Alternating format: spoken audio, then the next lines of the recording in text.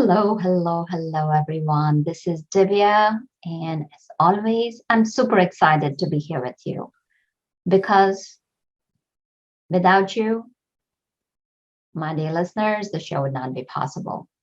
So, a couple of things that I want to share, as always, is that one, if you have got our books, Expert to Influencer and the Entrepreneur's Garden, thank you, because the profits from the books are going to entrepreneurs impacted by COVID-19 and endemic, whatever you want to call it, and other challenges that are going on. Businesses have had a hard time surviving. So we are doing whatever we can to support them. And also my call to action, give 1 hour of your time every month unconditionally to help someone pass that value along. And I want to welcome our guest today, Dr. Nick Morgan. Welcome, Nick. Thank you, Divya. It's a great pleasure to be with you. Oh, it's wonderful to have you here. And listeners, our guest has so many accomplishments that it's going to be hard to just kind of share everything. I just want to touch upon a few things here.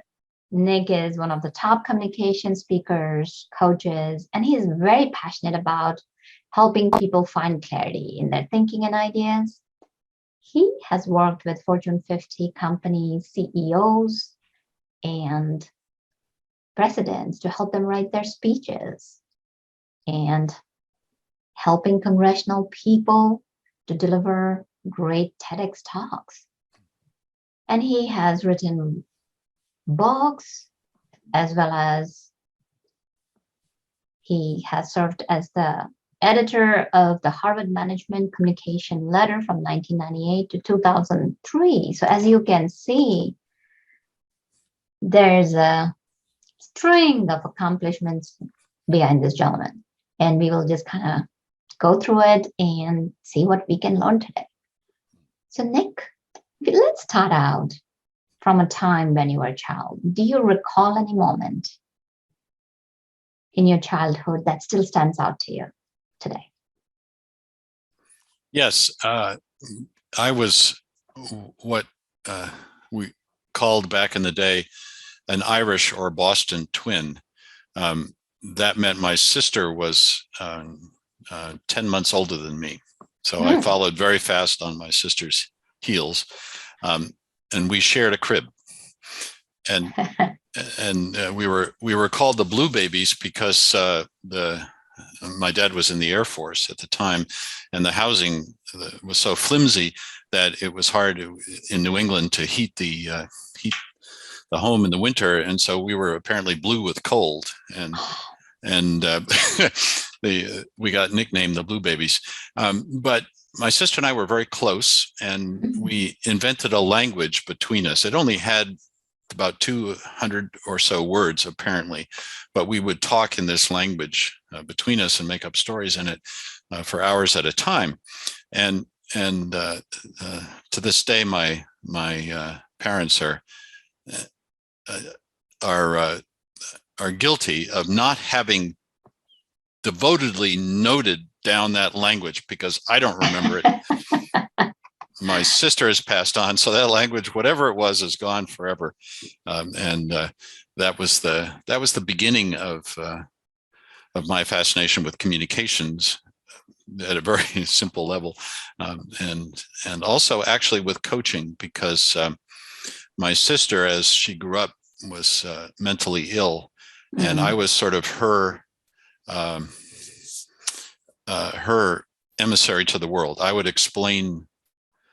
I understood what was going on in her mind, or at least I thought I did, and I would try to explain it to the world so that she didn't appear so strange and hard for the world to understand. And I was not successful at that, but it started.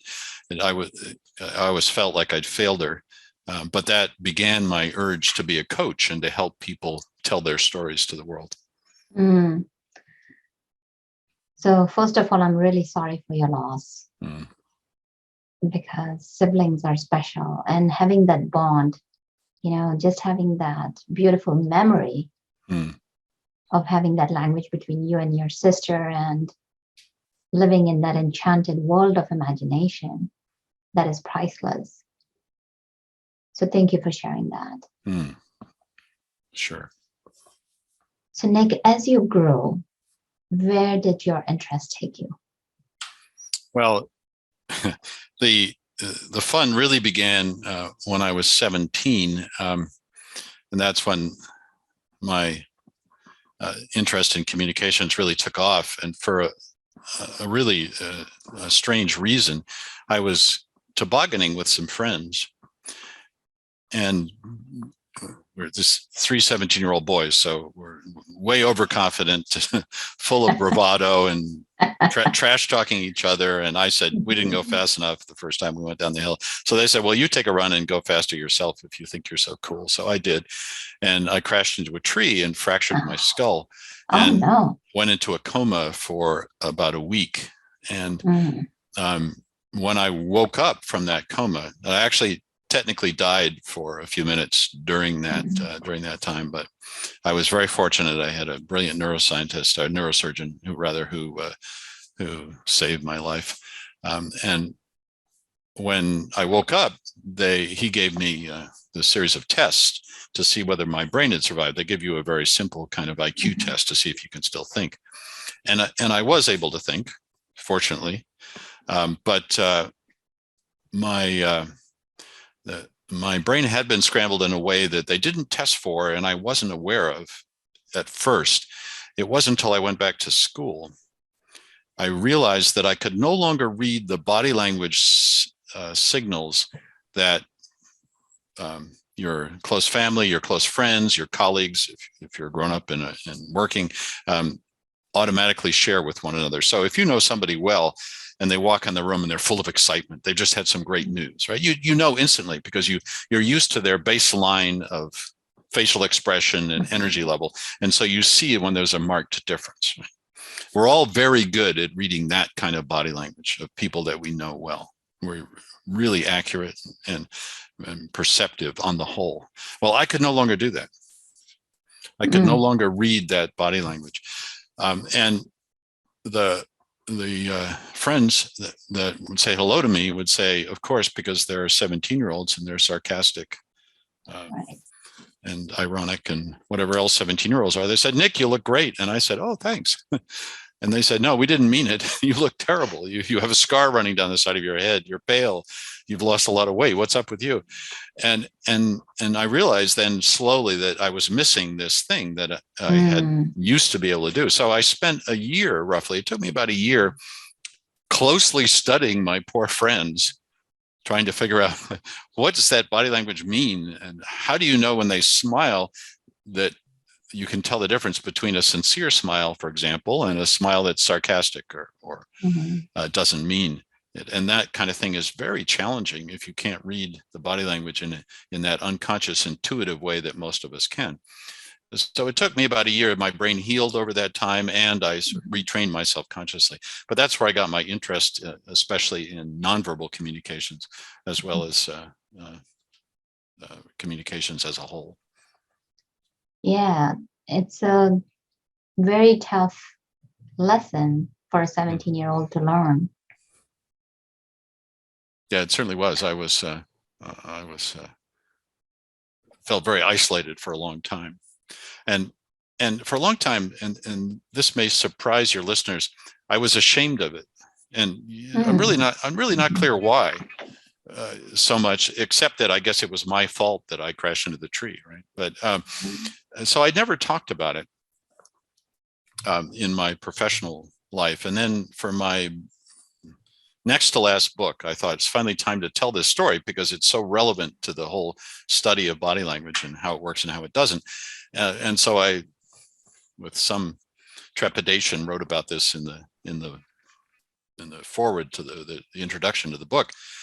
And I got invited to give a speech to IBM engineers about the book, and the person who had read it said, particularly, Nick, you need to tell that story in the introduction because our engineers need to hear this. And I thought, oh my God, how am I going? I was still sort of embarrassed about this. It was hard to write about. So first time I gave the speech, I was very nervous, and I'll never forget, it was an audience of about 200 IBM engineers. So I imagine them a very, which is it, right brain or left brain, the sort of very numerical, uh, concrete thinkers. I didn't expect a lot of emotion from them. I thought these are very smart people, but they're into their heads. And when the speech got done, there was this moment of silence, and I thought, oh, they hated it because I told the story. And then the slow sort of applause started and then built. And I was very moved by that. And I'm sitting there accepting the applause and sort of changing how I had evaluated it in the moment. And this very tall gentleman in the back of the room started coming toward me. And he had a big gray beard and lots of gray hair, and he was huge. I'm 6'1". He was 6'5" or 6 at least. So this was an intimidating presence coming toward me, getting closer and closer. And I thought, he's going to kill me. He hated the speech. This is the kind of reaction you have in the moment, right? And what he did was he lifted me up and gave me this enormous hug right in front of the whole group of his colleagues. I can't imagine what they thought. And as he set me down, then I could see tears were running down his cheeks. And he said, "Thank you so much for telling that story." And I thought, well, okay, sure. I didn't realize it would move anybody that much. And then he explained his son was autistic. And he said for the first time, he thought he understood better how an autistic person must feel. If you can't, and that is one of the ways in which autism can affect people, where it's hard to read the signals that other people send. You think you understand what they're thinking or feeling, but the signals are hard to receive, and so you don't accurately evaluate kind of how they feel. And so he felt like I'd been able to put him inside the mind of his son, and I was astounded because it hadn't occurred to me that might be helpful that way. But I've since been told that is a phenomenon, that what I went through was somehow something similar to like spending a year as an autistic person. So absolutely fascinating. Yeah, it is fascinating. And thank you for sharing it, because so many times when people are in the corporate, how am I going to be perceived? What are people going to think of me? Do I even deserve to be here? Oh, I got a promotion just probably based on some external factors, based on luck. And a lot of people, in my experience as a coach, as an executive coach, when I'm coaching different people, the imposter syndrome, both for women and men alike. So one thing I do want to share is that we have turned a corner as a society. We have turned a corner as the corporate culture is turning more and more towards normalizing mental well-being, where men are also becoming more open, especially with the new generation, millennial and Z generation, that it's okay. If you're feeling embarrassed, if you are feeling ashamed of something, it's okay. It's part of you, because just kind of think about it. When you're standing in the sun, let's say if you think about you're having this beautiful photo shoot, everybody sees that vibrance. And one of the times I'd like to share a small story, like I was having a photo shoot done, because as an entrepreneur, you got to have certain modicum level of presence. And as he was taking a picture, and I just kind of turned around, he was like, okay, now look around this way, look. And I saw my shadow there. And I asked him, could we take a picture of me and the shadow? Because so many times we forget that shadow is right there. We sometimes can bask in our brilliance. We question that brilliance a lot. We never question that shadow a lot. So the key is that, if you want to be authentic, it's you as a whole, with that shadows and that brilliance and that brightness, everything comes together.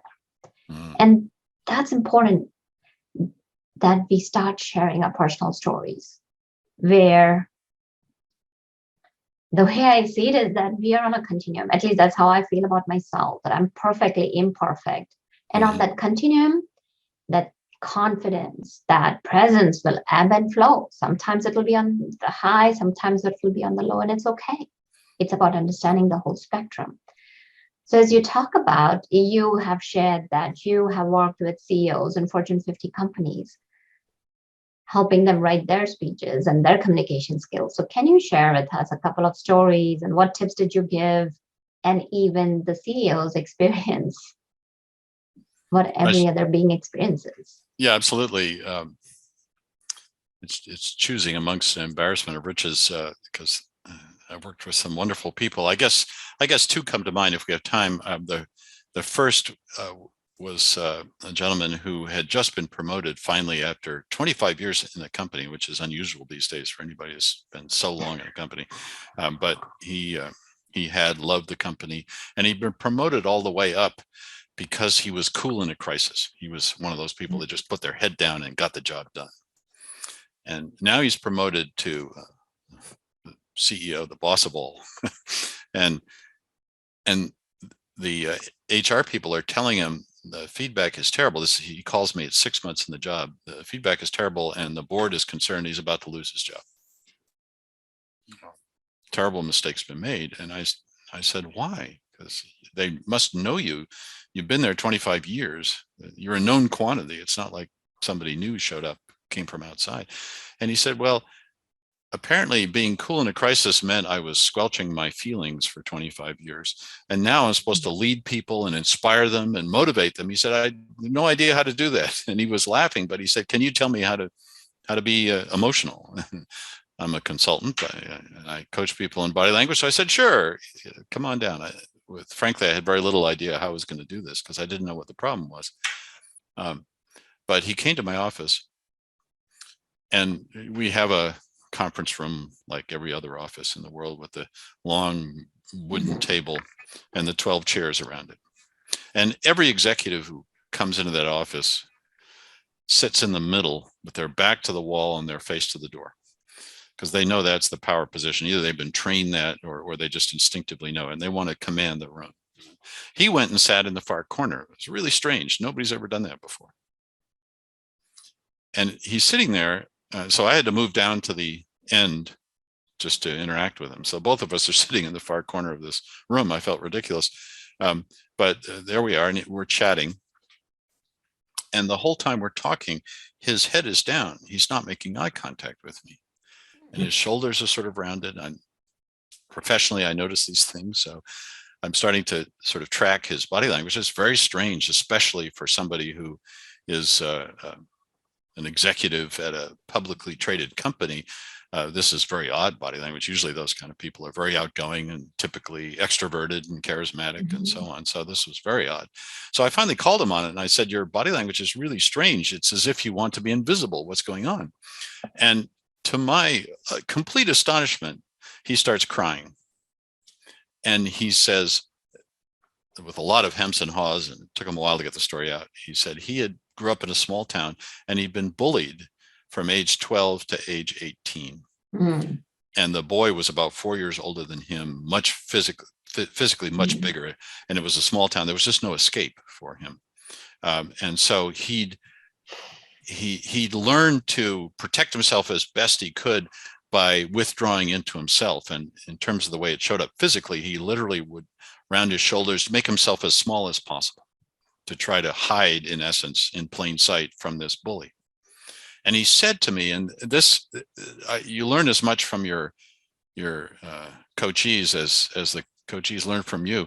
This was profound for me. He said, I didn't realize that 35 years later, I was still carrying around that sense of threat and that desire to hide. And I used the word invisible. He picked up on that. That was the word that triggered him. He said, I wanted to be invisible, and I couldn't be, but I made myself as invisible as I could. And it was such a profound moment, because I realized that when we talk about body language, we're always focusing on the moment. How is somebody showing up in the moment? And that's very important. But body language is always two things. It's how we are in the moment, how we're feeling. Are we confident? Are we happy? Are we sad? Are we tired? Are we energized? But it's also our history. And it's all the things people have said to us, especially people that matter to us. Like if a parent said to us, "Oh, every time you stand that way, you look like you're slouching. You don't look like you could ever be a winner," or a parent who's told us the opposite, told us you look wonderful, you're beautiful, you're the most beautiful child ever. The parents build us up or take us down by what they say to us, and these words often matter a lot. And the things the parent will have forgotten that he or she said something, but it will stay with the child forever if it comes just at the right or wrong moment. And so we're always our history as well. We carry ourselves according to how we feel about ourselves, and we learn lessons over our lifetime. As I say, with the feedback people give us about how we are. Are we too fat? Are we too thin? Are we strong? Are we weak? Are we good looking? Are we not good looking? All these things we carry around, and we present ourselves with that history. And so becoming a charismatic CEO, often I work with people to help them do that, means taking into the conscious awareness that history, as well as learning how to show up charismatically in the moment. What a story. And that's another area that is becoming visible now, that bullying is something that's to be taken into account. It can cause trauma to young kids. Like before, so many times you would hear boys will be boys, or kids will figure it out themselves. Yeah, kids can figure it out themselves. And yet, you know what? If somebody is just pushing somebody down, and as you talked about this gentleman and him retreating back into a shell, that's showing up years and decades after. So that's not right. So it's good that, we're talking about these things, and these are important and tough conversations to have. So yeah, I'd love to hear the story about the second person as well. That's a little lighter hearted, so that bring us back up again. This one was quite funny, although at first I was very alarmed. I thought there's no way we can help. I didn't think the prospect was good. I had just started working with a company with its top executives before the pandemic. This was summer 2019, and I just started to get to know the executive team that was working with them. And there was a board meeting, and I hadn't worked with a CEO at that point, with the CEO in training. They had one person who was being groomed to become the CEO. So I worked before the pandemic with the current CEO and a couple of the other executives, but not with this gentleman who was to become the CEO. But it turned out he had a presentation to make at the last board meeting before the pandemic. So he makes a presentation. I get an anguished call from HR at that point, and they say, "You're going to have to help so-and-so because they're suddenly worried that their successor CEO is incompetent. They've lost all their faith in him." And I said, "Well, what did he do that was so awful in this presentation that the board lost all confidence?" And they said, "We don't know. The board won't tell us." So they can't articulate it. They just got this bad feeling about his presentation. So we had a last meeting, January of 2020. This is literally one of the last meetings I had face-to-face with this guy to try to figure out what had gone wrong. And there was no video of the board for meeting for confidentiality reasons. They were afraid it might leak or something. So they didn't record any of the meetings. So we only had his memory to go on. And I said, "Can you tell me what it was you did?" And he said, "I don't know. I just was me." So I thought this is not going to go well, but I said, "So let's try. Let's just role play. I'll pretend to be the board. You pretend to be you. Give me the same speech. Let's see what happens." And I had very little hope that we'd learn anything. But 2 minutes into this speech, it was obvious. He'd used the word "really" 7 times in the first couple of sentences.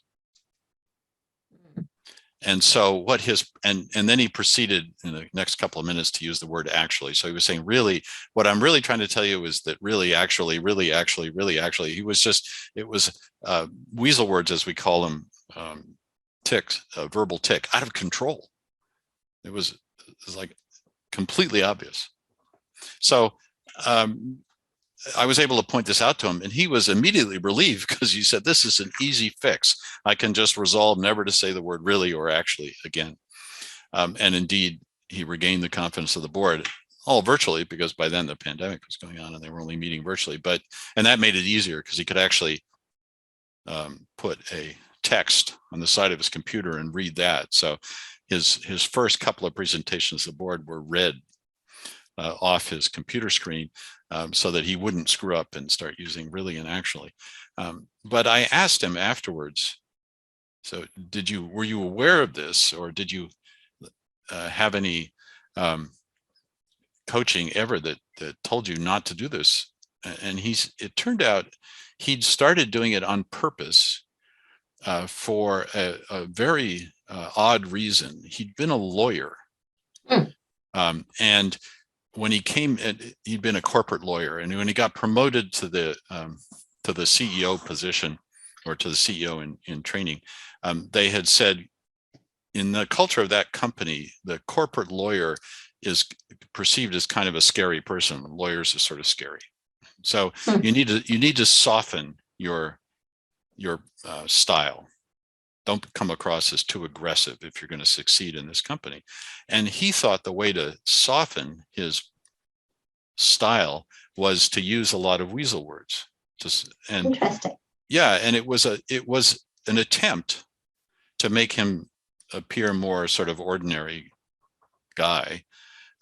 It was not a good choice, but it was a choice that he'd made. So it was deliberate on his part. So that the good news was it was pretty easy for him to eliminate them, but it was a very unsuccessful choice, because the board didn't pick up consciously that he was using these weasel words, but he just sounded like somebody who was very uncertain about what he was talking about. So that's the lesson here, is using weasel words, as we say, words like or or saying right at the end of a sentence, as a lot of people do, or really or actually. All these words undercut the confidence of people hearing you, because it sounds like you're qualifying what you're saying. And I would say the easy way to remember this is when you're down on your knee and proposing to your significant other, are you going to say, I love you? Or are you going to say, I really actually love you? And if you don't know the right answer to that, then don't propose, is all I'm going to say. Well, if you were to put it another way too, like let's say, so it's applicable to both men and women, that, when you're taking your vows, your wedding vows, you're not going to say,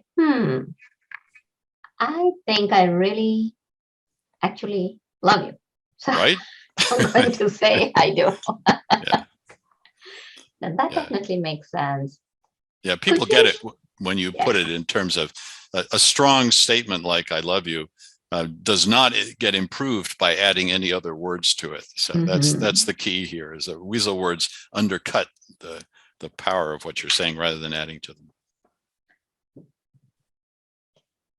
So let me ask you, as we get deeper into the communications piece, there's so many people who are scared of public speaking. It is one of the topmost fears for most of the people. If somebody were giving a speech or doing a keynote speech, are there certain elements of their speech that they should focus on, or that you could share with us? Sure. There are a couple of things to think about. First of all, you're right to raise the issue of nervousness, because every speech, every communication, of course, but every speech especially, is always two conversations, I like to say. On the one hand, it's the content, it's what you're saying. On the other hand, it's the body language conversation you're having with the audience. And so, just to give a very simple example, if you walk out on stage and you're, like my earlier example, your shoulders are slumped and your head is down, you say, I'm really excited to be here today. Then that's your body language is saying, I'm not excited to be here today. I'm terrified, or I'm tired, or something's wrong. But your words are saying, I'm really excited to be here today. Which does the audience believe? Well, of course, it believes the body language, not the actual words. And so you need to get both conversations right. You need to think about both. And yet, when I ask people when they're preparing a speech what they do, they say, well, I think about the slides, or I think about what I'm going to say. Nobody ever says, I've decided to have awesome body language when I walk out there on stage. Nobody ever says that. And yet that's arguably as important, if not more important, than what you're going to say. What you're going to say, of course, is important also, because that's why you're going out there, is to communicate with the audience. But if you don't get the body language right, then anything you say will be undercut by the opposing message you're sending. So that's the first thing to understand, is it's two conversations and you have to get both of them right. Mm-hmm. And So what's the second piece? So I just made it harder. So let's see if we can make it easier. So the next thing to think about is what is the problem that the audience has for which your expertise is the solution. Mm-hmm.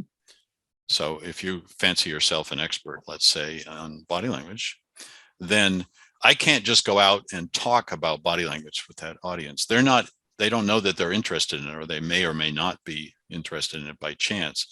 But if I can phrase a problem that they have and start talking about that first, then I'll get them nodding and saying, yeah, I do worry about that. I get nervous for public speaking. Can you help me?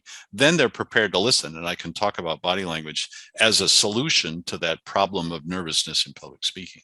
And then they'll listen, because that's me framing it in a way that makes it possible for the audience to hear.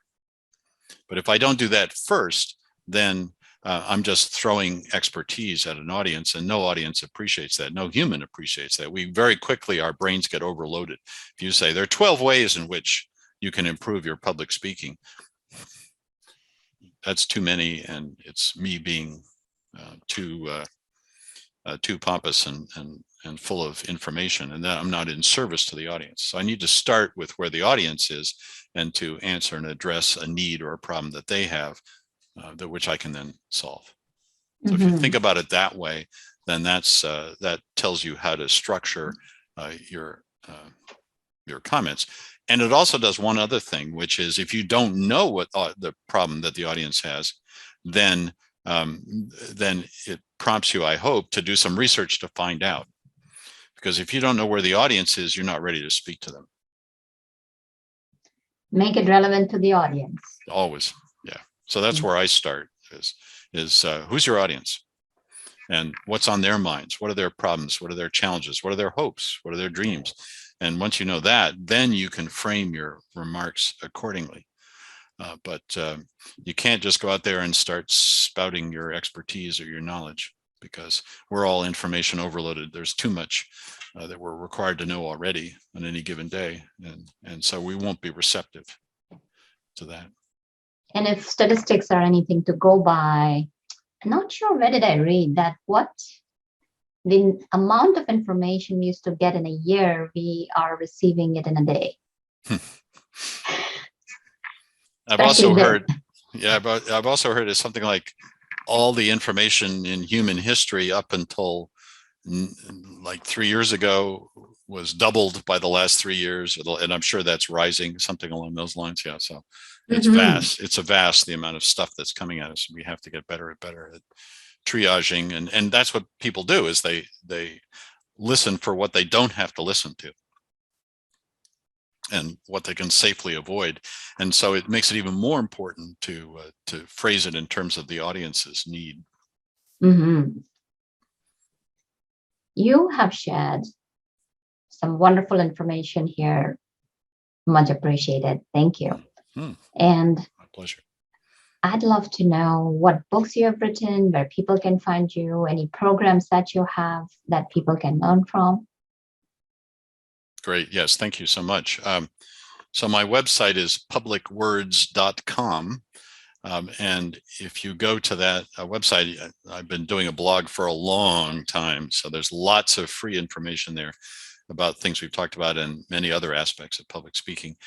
In particular, I'd like to draw attention to a new networking group we've just launched called the Public Words Hub. And people who are interested in public speaking or who have begun to speak publicly are cordially invited to look at that information. I think you have the link for it that perhaps you can put on the show notes, and go to that page. It explains what it's all about. And if it's something that you might be interested in, then shoot us an email and absolutely. And listeners, if you are listening and don't have access to the show notes, it is publicwords.com/public hyphen words hyphen hub. Perfect. That made it easy. Thank you. Yeah. And then in terms of books, so in 2018, my editor and I got into this great discussion over lunch. It's actually 2017. And in the enthusiasm of the luncheon, he said, you should write a book about virtual communications. And so I did. And when it came out in 2018, nobody wanted to read it because nobody imagined there was a problem. It turned out we had both underestimated. At the time, only 5% of Fortune 1000 companies were using video conferencing on a regular basis. This is extraordinary.